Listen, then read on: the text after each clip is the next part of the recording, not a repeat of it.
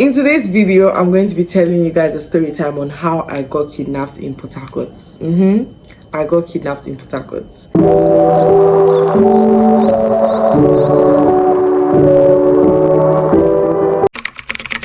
Hello guys and welcome back to my YouTube channel. If you're new here, my name is Tiffany. You're very welcome to my channel. Please do well to subscribe if you're not subscribed.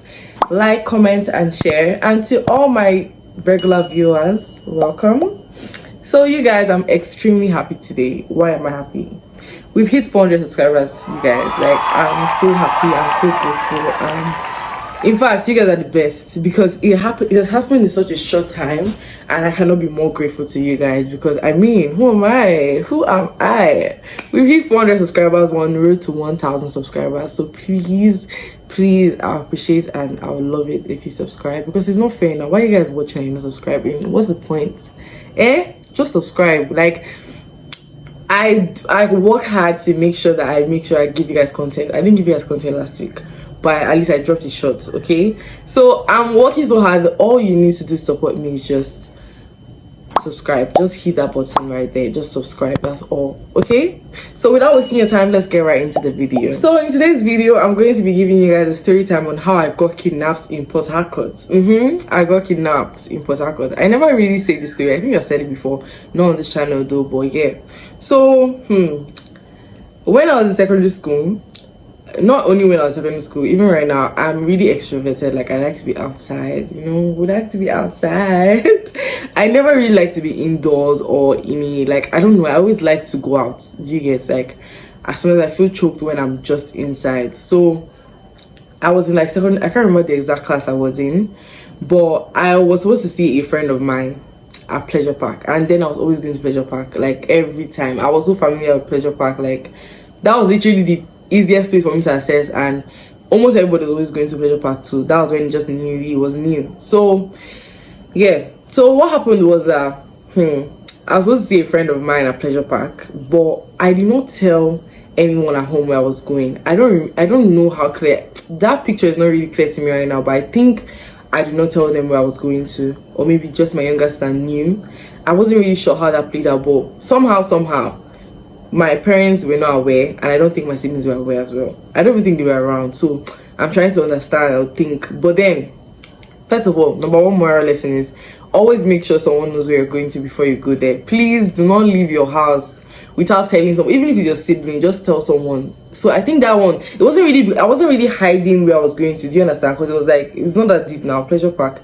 But I just did not think, I don't know why I didn't tell. What I think is maybe my parents were not around, and so I did not want to start calling them like, oh, I'm going to this place, I'm going to that place. But I feel like now that happened, now I would tell them, let someone know. Even if I'm not able to call them, I'll tell my sibling or somebody. Do you get? So that's what happened. So I was supposed to see this my friend though, and I dressed up and I left the house. So I didn't use boats, because then, like, who had money to be using boats? I didn't have money to be using boats, and the money I had, I was using to do other things. You get? So my mom was teaching me how to use transport, and because Pleasure Park was somewhere I was always going to, I knew it so much. That was the only place in Port Harcourt that I knew that if you throw me somewhere, I can locate it. Do you understand? So I used transport, and I used a taxi at first. So when I came out, I used a taxi to drop somewhere. You know the way it is now, you have to use most times you don't just get one straight taxi when you're using like transport to go somewhere. So I used the first taxi, and then I used the keke, then a taxi again. But when I stopped at the place where I was supposed to get my last taxi, it's usually very rare. So many Agberos are there. Like, the place is just very, you understand. So me, I'm always really scared when I get to the place like that, but I'll just always try to be brave, and they'll be touching you like so I'm always so uncomfortable. I mean, when I'm entering a taxi, I always make sure I look inside, see the passengers. Like, I hate to enter taxis that are just only men, because I feel like I'm more at risk of, some horrible things happening. So this particular taxi, I was looking out for them. There was this taxi that had like 2 men in it. No, there was no woman, and I was going to be like the only girl there. So the other Abro guy was telling me, enter this one. I said, please sir, sorry, I'm not entering, I'm not going. So he was like, you never ready now, you never ready. Yeah, I was just there like, it's not me who put inside trouble. And they were saying one chance. And that time, I was so scared. So I waited, and then I saw another taxi. a guy was sitting on the front seat with the driver. Then a pregnant woman was at the back, and there was so much sun. I was like, let me just enter this one. Since there's a pregnant woman, nothing. At least there's a woman there. So I entered. We waited there for a while. Do you know the last passenger was not able to come and complete it? So it was just the man, myself, and the pregnant woman. So we started going. While we were going, the man was always, when I looked at the mirror that is in the front of the car, and then I looked there and his eyes and my eyes jammed. I was like, why is this guy looking at me now? So I started feeling uncomfortable, like, because it did not just happen once, it happened like maybe like 4 or 3 times.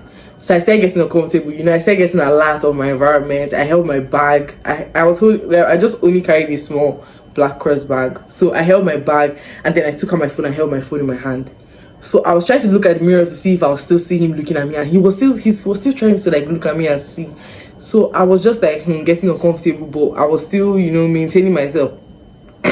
Sorry. And I was like, oh, I know Pleasure Park.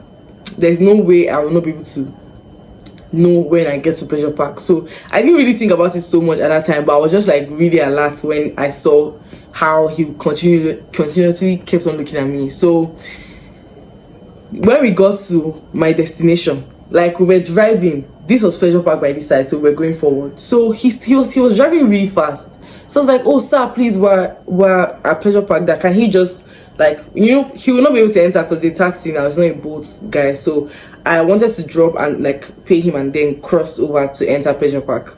So he was not like, oh no, that's not it, that he has to turn and go through the other entrance. Hello, first of all, he's a taxi man. Other people are in the car, so he cannot just go and drop me there like as if it's boats and then continue taking them where they were. And there's only one entrance, so even if he wanted to drop me like the way he said, he would have just turned and entered the entrance. There's only one entrance in Pleasure Park. There's no that one again. So it's like, which other entrance? I started getting walked up. Like, me, I was already scared to my bones. Like, my hands were cold.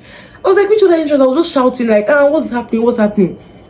So the pregnant was like, what's happening, sir? Drop her here now. Here I can't speak nonsense speaking. She was actually saying that, oh, it's here that they used to stop and everything you get. So I was like, this is where they used to stop now. This is where they used to stop. So he was still like shouting and saying, you guys stop shouting, that he's turning the other way. Turning which other way, you guys? Turning which other way? I was panicking to my bones.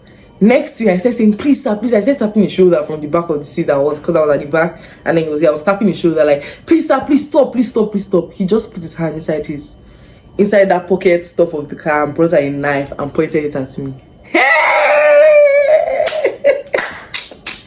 Oh, hey, when in your mind, when you sat down and you've thought in your mind that you've thought of some things that will happen, and you've seen yourself like do some kind of, let me say, someone in your mind now, you're thinking that, oh, when someone points a knife at you, you just turn it and stab the person. Superhero. Lie, they work. They work like that. So he pointed at me and I just got scared, and there was a guy in front. And now I'm thinking about it, I think that guy was with him, because that guy was not reacting. Like, he wasn't reacting like, oh, we have entered one chance. So he was reacting like, you guys calm down now, let's understand what's going. This man joke. That's how I threatened those. So I just took out my phone I was panicking. You guys, hey God. I took my phone and put it. I could not even call anybody because I did not. There was no way I was going to start explaining someone where I was at that time because nobody knew. Do you get? So I put my phone in my. I was wearing a palazzo trouser, so I put my phone inside my palazzo trouser, and then I held my bag. So I was like, Jesus, please help me. God help me. God help me. God, is not today now. It's not today. This one kind of thing happened to me. Jesus, I was panicking. This guy kept driving. He was driving. And I see, the moment he passed that Pleasure Park, at that time, I did not know where I was again, because that PH, I wasn't really going out like that. Do you get? And the times I went out, obviously, my parents would drive me. So it's not like I was always on the road and I knew places in PH. So I was like, I did not know where I was, you guys. I was just going. He was going. I was saying, God, please, God. The pregnant man was panicking at home. Plus, she's pregnant. So imagine the thing. So she was shouting, hey, Jesus, so. You guys, I beg. Now it's funny, but then it wasn't funny. So that was how he kept driving. So he started looking as if we were going out of PH at a point. I'm not sure. but we're going past. So we got to a part where they were doing checkpoints. Like, why I felt like we're going out of PH was because the checkpoint, normally when you're traveling, like, and you're leaving the state, there's the way the checkpoint used to start look like. I just felt like, in my head, I just felt like, we're leaving PH. Maybe it's fair or whatever, but I thought so at that time. So I now stopped, like, he stopped at the checkpoint, and then the police parked us. Because he was trying to do, he was doing gra. So they stopped him now, asked him for his all those driving license, all those things that they usually ask for on the road. I was like, God, you love me too much.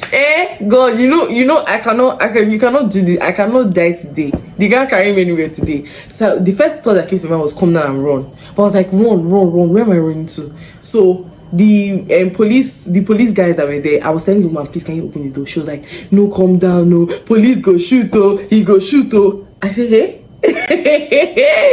I said, madam, please calm down. I want to come out. I want to come and see police. The one was still doing, I don't know where she was. At that point, I was even wondering whether she's part of them or it's her pregnancy that was maybe making her feel so scared. So I just opened it down and jumped out from her leg. Like, I jumped out of her leg and came down. I started running. So the police people now started stopping me, like, what's going on? Like, maybe they felt like maybe I was doing robbery or something. So I started telling them that the guy was threatening us in the car. He has a knife there, blah, blah, blah, blah, blah. So they held the guy. Then they went to the car to go and bring it out, check what was going on in the car. They brought all of us out of the car. They now checked and saw that the knife was in the hand pocket of the car. So they started questioning him and everything. So I was begging the man, please let me go back.